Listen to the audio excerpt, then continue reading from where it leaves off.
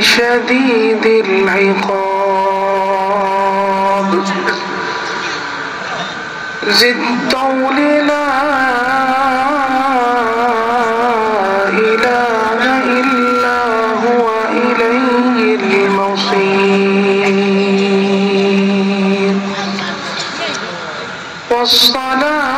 والصلاة والسلام على من كان نبيا وآدم بين الماء والتين أما بعد فأعوذ بالله من الشيطان الرجيم بسم الله الرحمن الرحيم يوم لا ينفع مال ولا بنون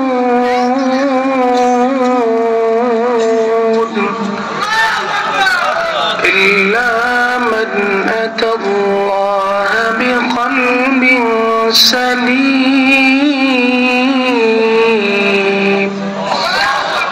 صدق الله المولانا العظيم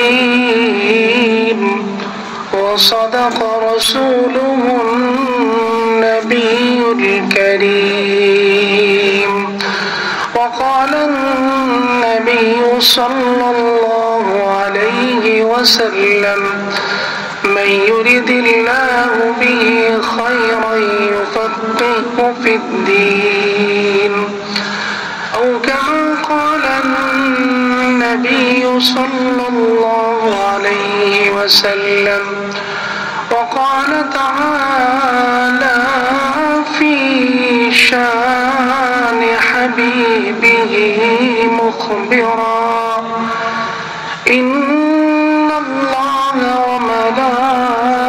وملائكته يصلون على النبي يا أيها الذين آمنوا صلوا عليه وسلموا تسليما اللهم صل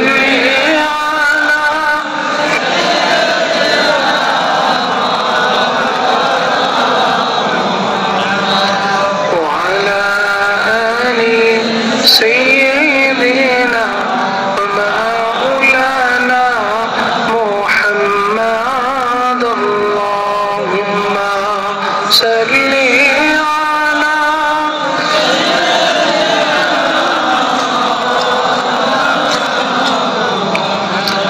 وعلى آل سيدنا ومولانا محمد کی وفا محمد سے تو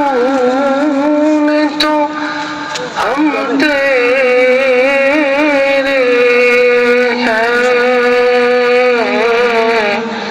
یہ جہاں چیز ہے کیا لوح و قلم تیرے ہیں اللہم صلی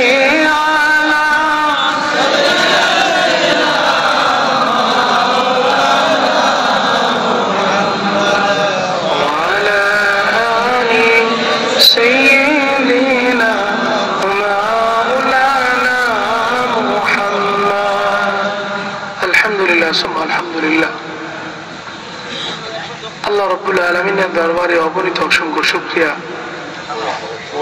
যে মহান রব্বুল আলামিন আপনাকে আমাকে এই আজিমুশ শান পবিত্র কোরআন প্রচার ও ইলমে তাসাউফ শিক্ষার পরিপূর্ণ দ্বীনের মজলিসে বর্তমান জামানার হাদি নায়েব রাসূলুল্লাহর গণের সম্মুখে বসার তৌফিক দান করেছেন। এই জন্য আসুন আমরা সে মহান মুনিবের আলিশান দরবারে জবানি শুকরিয়া আদায় করি আলহামদুলিল্লাহ। এখানে আপনারা বসতে পেরে খুশি না বেজা? আপনারা গভীর রজনী পর্যন্ত অনেক আলোচনা শুনেছেন। ভূমিকায় যাওয়ার সময় আমার এখন আর নাই, বেশি সময় আমি নিব না ইনশাআল্লাহ।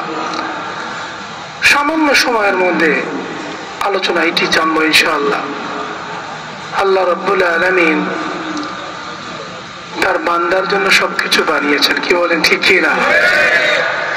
সংসার দিয়েছেন, ব্যবসা দিয়েছেন, চাকরি দিয়েছেন, খেত খাওয়াই দিয়েছেন, সূর্য দিয়েছেন, চন্দ্র দিয়েছেন, সবকিছু দিয়েছেন। সবকিছু দিয়ে আল্লাহ রাব্বুল আলামিন হাদিসে কুদসির মধ্যে বলতেছেন, খালাকতুকা লিআজালি, খালাকতুল আশিয়া লিআজালিকা। বান্দারে, তোর জন্য আমি সমস্ত কিছু বানিয়েছি, বলেন সুবহানাল্লাহ। ওয়া খালাকতুকা লিআজালি, বান্দারে তোকে বানিয়েছি আমার জন্য, বলেন সুবহানাল্লাহ। তুই একমাত্র আমার ইবাদত করবি। ওয়া খালাকতুল জিন্না ওয়াল ইনসা ইল্লা লিয়াবুদুন। শুধুমাত্র একমাত্র ইবাদত হবে কার? ইবাদত হবে কার? ইবাদতের রূপরেখা নিয়ে আপনারা অনেক আলোচনা শুনেছেন। জান্নাত বানিয়েছেন কে? চিৎকার দিয়ে বলেন, জান্নাত বানিয়েছেন কে? জান্নাতে প্রবেশ করার ক্ষমতা দিবেন কে? আল্লাহ রাব্বুল আলামিন সুসংবাদ দিয়েছেন, ওয়াবাশশিরিল্লাযীনা আমানু। যিনি জান্নাত বানিয়েছেন তিনি সুসংবাদ দিচ্ছেন। আমি রব্বুল আলামিন বাশারাত দিচ্ছি, সংবাদ দিচ্ছি, যারা ঈমান আনবে, আমলে সালেহ করবে, অর্থাৎ পূর্ণাঙ্গ দ্বীনকে কবুল করে আমল করবে, আমি রব্বুল আলামিন জানিয়ে দিলাম তোকে আমি জান্নাত দিয়ে দেব, বলেন সুবহানাল্লাহ।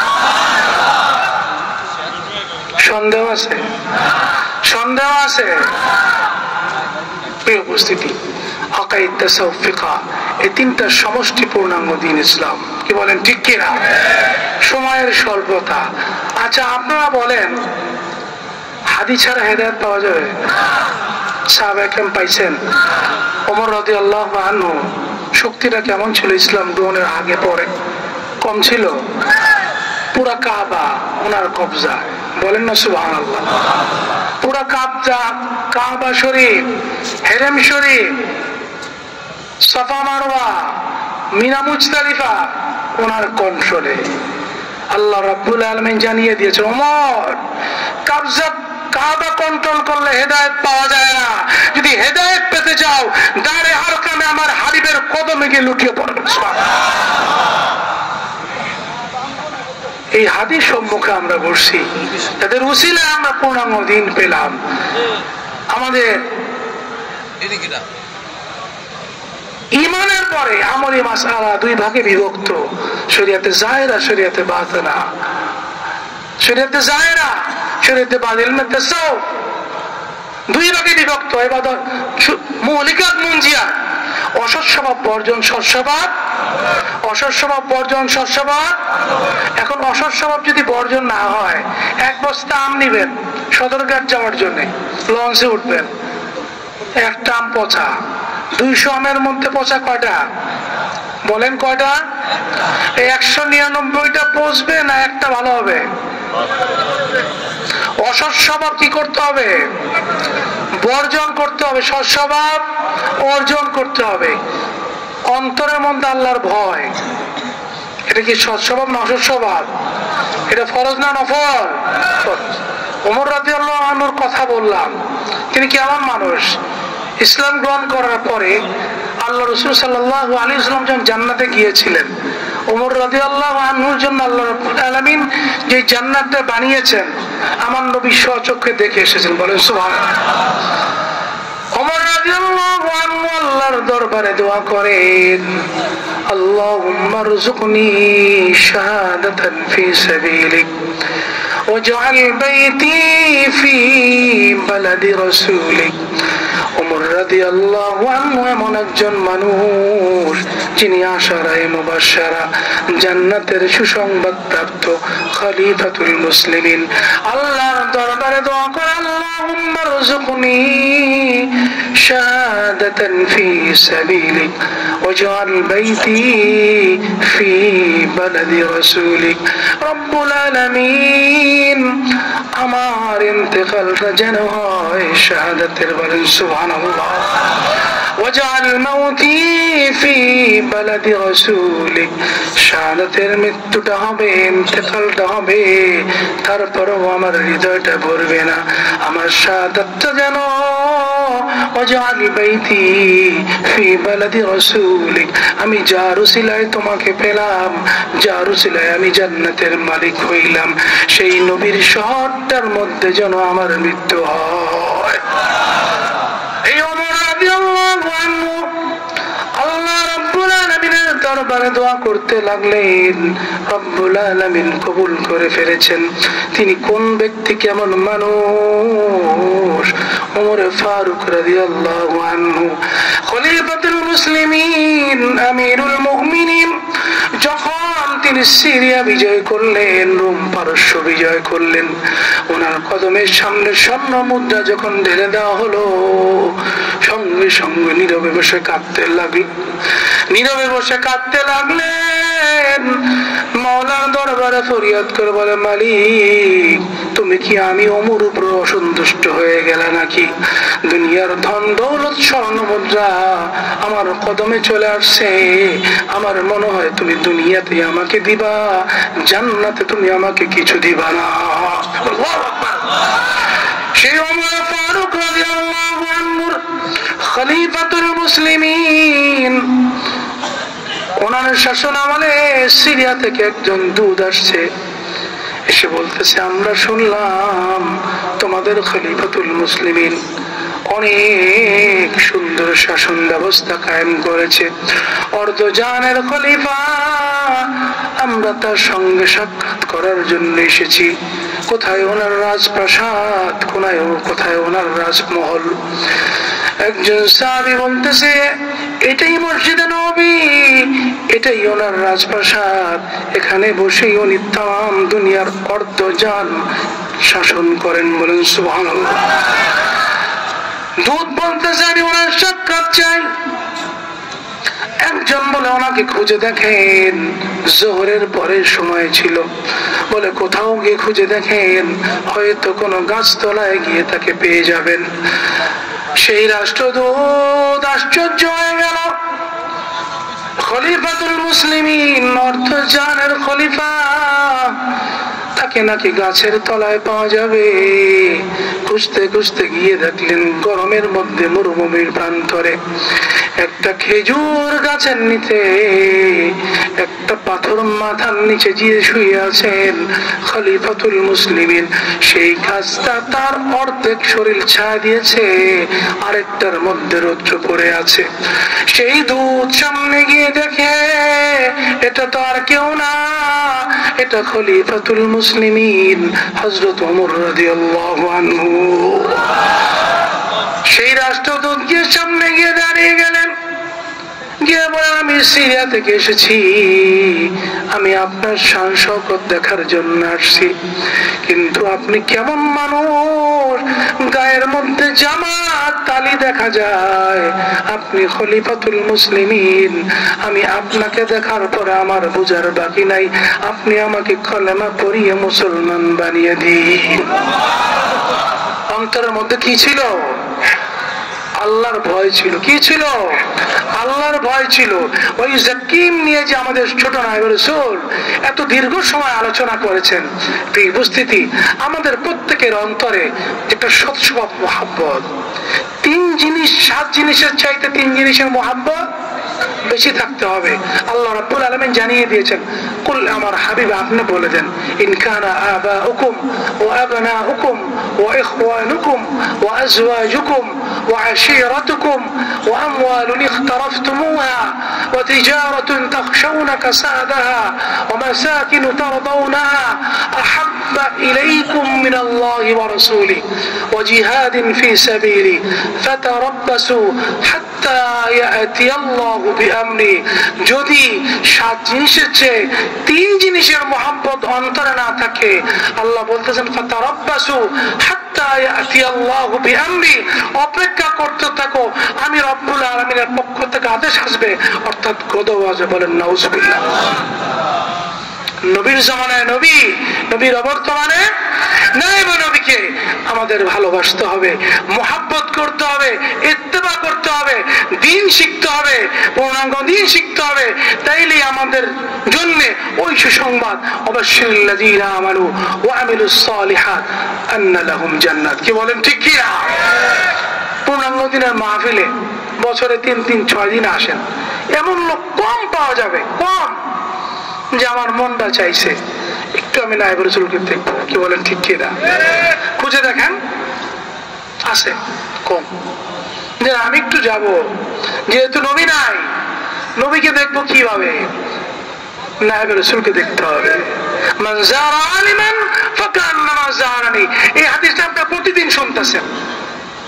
মান জালাসা আলিমান ফাকান্নামা জালাসানি। কি বলেন ঠিক কি না?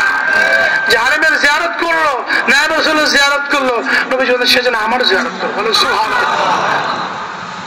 এই জিনিসগুলো খেয়াল রাখতে হবে। একদিন চলেন আমার সন্তানটাকে নিয়ে নায়েবে রাসূলের দরবারে হাজির হই, নবী তো নাই, আপনার মাধ্যমে পূর্ণাঙ্গ দিনের তালিম পাইছি, শিক্ষা পাইছি, আপনি হাদি, আপনাকে দেখতে মন চায়, আপনি আমার আখিরাতের রাহবার। কি বলেন ঠিক কি না? সাহাবা আজমাইনগণ, তাদের যে তাসকিয়া হয়েছে, তাদের যে হৃদয়টা বিশুদ্ধ হয়েছে, তাদের হৃদয় নবীর জন্য ভালোবাসা কেমন ছিল, কেমন ভালোবাসা ছিল। আল্লাহ রাসূল সাল্লাল্লাহু আলাইহি সাল্লাম জান্নাত ভ্রমণে গেলেন। আল্লাহ রাব্বুল আলামিন বললেন, আমার হাবিব, আমি তো জান্নাত বানিয়েছি, আমি যে কি বানাইলাম আপনি স্বচক্ষে দেখে যান। বলেন সুবহানাল্লাহ। রাহমাতুল লিল আলামিন জান্নাত ভ্রমণে গিয়েছেন, দয়ার নবী, মায়ার নবী রাহমাতুল লিল আলামিন জান্নাত পরিদর্শন করতে লাগলেন। নবীজি জান্নাতের মধ্যে, নবীজির আগে আগে কে যেন হাঁটে, নবীজি পায়ের শব্দ পেলেন। বলেন সুবহানাল্লাহ।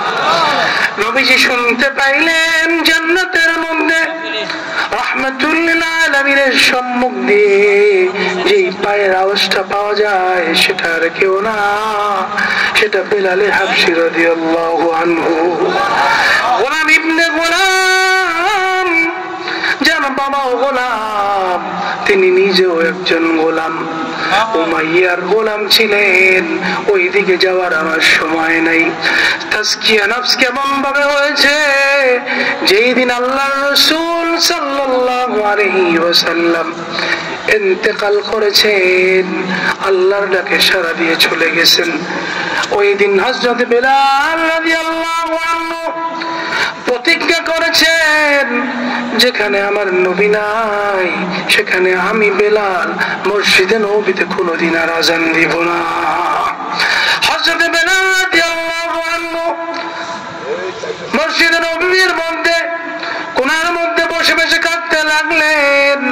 নবীকে খুঁজে, নবীকে তো আর জাহিরি ভাবে দেখা যায় না। বেলাল রাদিয়াল্লাহু আনহু আবু বকর রাদিয়াল্লাহু আনহুর অনুমতি নিয়ে দামেস্কে রওনা হয়ে চলে গেলেন। তিনি বলেন, যেখানে নবী নাই সেখানে আমি বেলাল আর মদিনায় থাকবো না, আমি বেলাল মদিনায় থাকবো না। আশিকরা, নবীর উম্মতরা নবীর কথা স্মরণ হলে মদিনায় চলে যায়, নবীর রওজার পাশে গিয়ে সালাতু সালাম পেশ করে, নবীর রওজার পাশে গিয়ে জিয়ারত করে। আর বেলাল রাদিয়াল্লাহু আনহু বলেন, যেখানে নবী নাই, যেই মদিনায় আমি নবীকে দেখি না, সেই মদিনায় আমি বেলাল আর থাকবো না। দামেস্কের উদ্দেশ্যে রওনা হয়ে গেলেন। একদিন, 2 দিন না, কিতাবের মধ্যে লেখে 6টি মাস অতিবাহিত হয়ে গিয়েছে। একদিন বেলাল রাদিয়াল্লাহু আনহু ঘুমের মধ্যে রাহমাতুল লিল আলামিন হযরত বেলাল রাদিয়াল্লাহু আনহু স্বপ্নের মধ্যে হাজির হয়ে গেলেন। বলেন না সুবহানাল্লাহ, চিৎকার দিয়ে বলেন সুবহানাল্লাহ। স্বপ্নের মধ্যে সেটা ডাক দিয়ে বলে, বেলাল, এটা কেমন ব্যবহার করতেছে রে বিলাল? কত আশিক মদিনাতে আসে রে, কত আশিক আমার রওজায় আসে, আমাকে সালাম দেয়, সবাইকে দেখি রে বিলাল, আমি তো তোমাকে আমার রওজায় দেখি না। আয় বিলাল, আমার রওজায় মদিনাতে চলে আয়। বেলাল রাদিয়াল্লাহু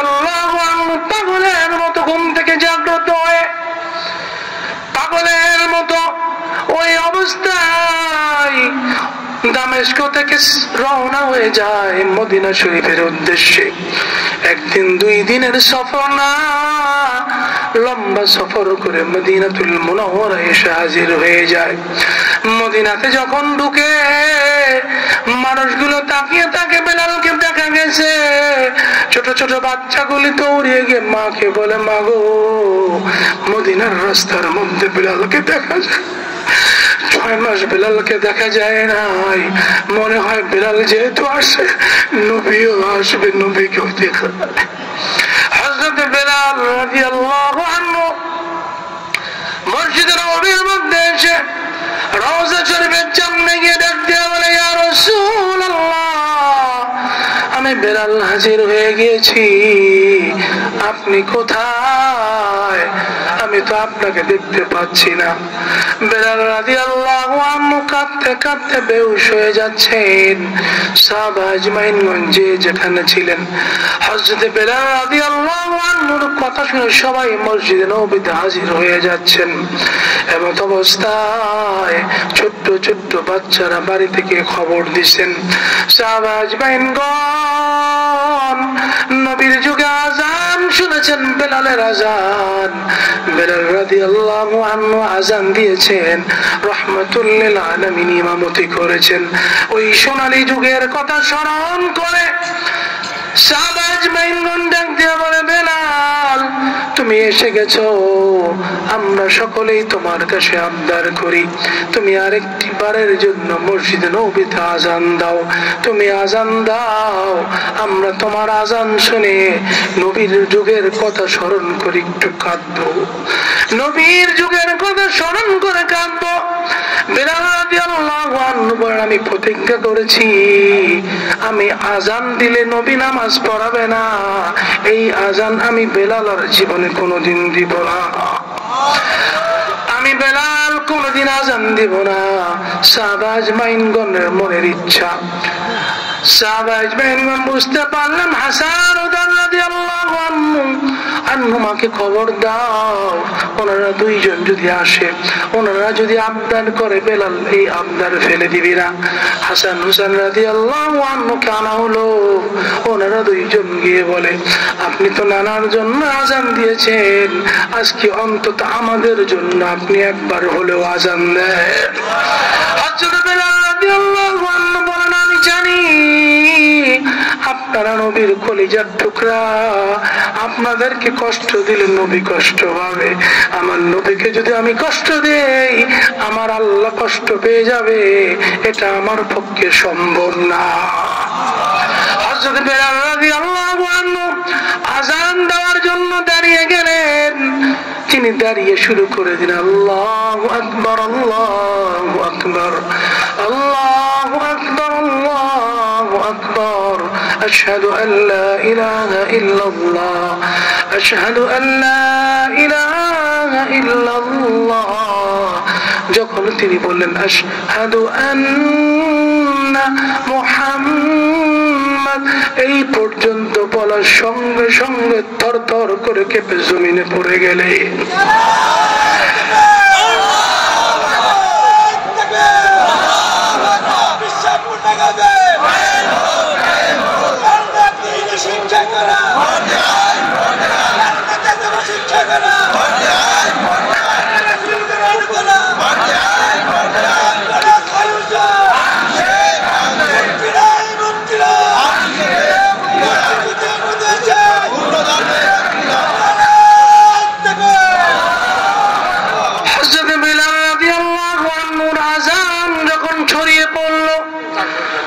কিতাবের মধ্যে লেখে যে যেই প্রান্তরে ছিল, প্রত্যেকটা মানুষ যে যেখানে এই আজানের ধ্বনি শুনেছে, কোন মানুষ ঠিক থাকতে পারে নাই। সে এখানে ফুপিয়ে ফুপিয়ে কান্না শুরু করে দিয়েছে। মহিলা সাহাবীরা পর্যন্ত জুতার খবর নাই, স্যান্ডেলের খবর নাই, ছোট্ট শিশুকে কোলে নিয়ে দৌড়িয়ে মসজিদে নববীর দিকে রওনা হয়ে গেছে। তাদের কাছে মনে হয়েছে এই বুঝি আবার নবী নবীর যুগ চলে এসেছে। সাহাবা আজমাইনগণ কাঁদতে কাঁদতে বেহুশ হয়ে যাচ্ছে। এইদিকে সমস্ত সাহাবায়ে কেরাম মসজিদে নববীর মধ্যে কাঁদতে কাঁদতে পেরেশান হয়ে গেছে। প্রিয় উপস্থিতি, ঘটনা বলা উদ্দেশ্য আমার না, কিন্তু আপনি দেখেন দুনিয়ার মধ্যে থেকে জান্নাতের শুধু সুসংবাদ না, আল্লাহ রাব্বুল আলামিন তাদের জান্নাতটাকে নবীজিকে দেখিয়ে দিয়েছেন। হযরত আবু বকর রাদিয়াল্লাহু আনহু সিদ্দিক আকবর আফজালুল বাশারি বাদাল আম্বিয়া, সমস্ত আম্বিয়া আলাইহিমুস সালামের পরে যার স্থান কিয়ামতের ময়দান কায়েম হয়ে যাবে, রব্বুল আলামিন কাহার নাম ধারণ করবে। রাগান্বিত হয়ে আল্লাহ রব্বুল আলামিন যখন কিয়ামতের ময়দানে বিচার শুরু করবে, রহমাতুল লিল আলামিন সঙ্গে সঙ্গে আবু বকর সিদ্দিক রাদিয়াল্লাহু আনহুর আমলনামা আল্লাহর দরবারে পেশ করবে। সঙ্গে সঙ্গে আল্লাহ রাব্বুল আলামিনের কাহারিয়াত সিফাত থেকে আল্লাহ রাব্বুল আলামিন রহমান রহিম সিফাতের মধ্যে চলে আসবে। এরকম সাহাবী যিনি জান্নাতের সুসংবাদ প্রাপ্ত সিদ্দিক আকবর রাদিয়াল্লাহু আনহু একদিন নবীকে বলতেছে, ইয়া রাসূলুল্লাহ, আমার কাছে তিনটা জিনিস প্রিয়। কটা জিনিস প্রিয়?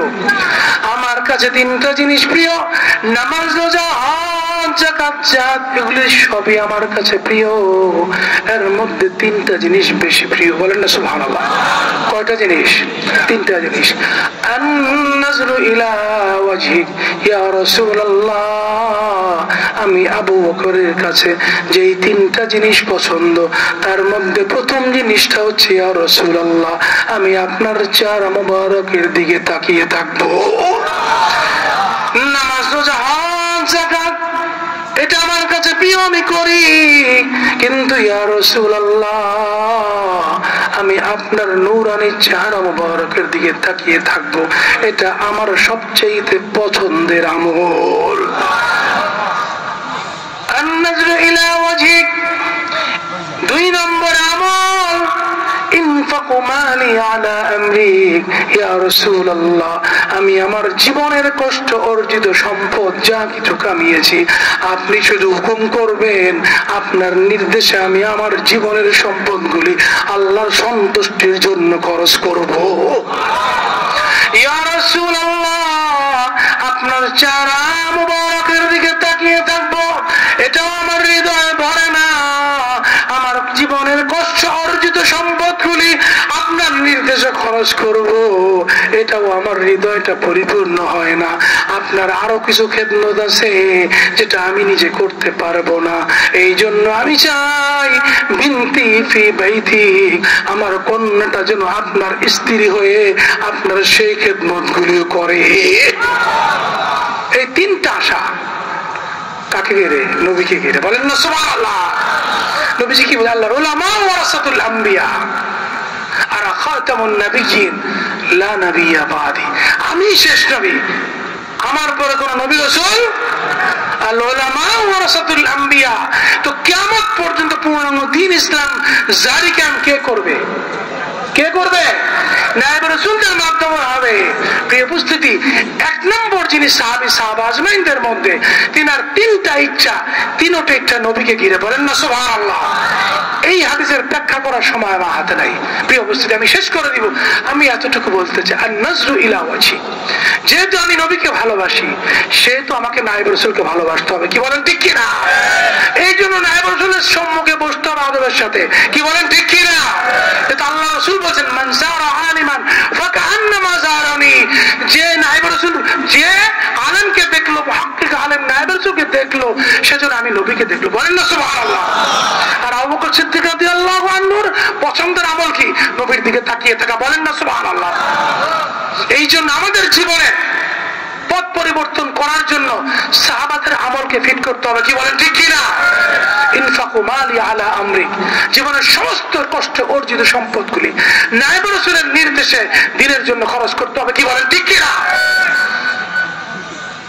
প্রিয় উপস্থিতি, আল্লাহ আল্লাহ রাব্বুল আলামিন আপনাকে আমাকে যদি ভালো না বাসতেন, এই গভীর রজনীতে লক্ষ কোটি মানুষের মধ্য থেকে বাছাই করে নায়েব রাসূলগণের সম্মুখে বসার তৌফিক দিতেন না। কি বলেন ঠিক কি না?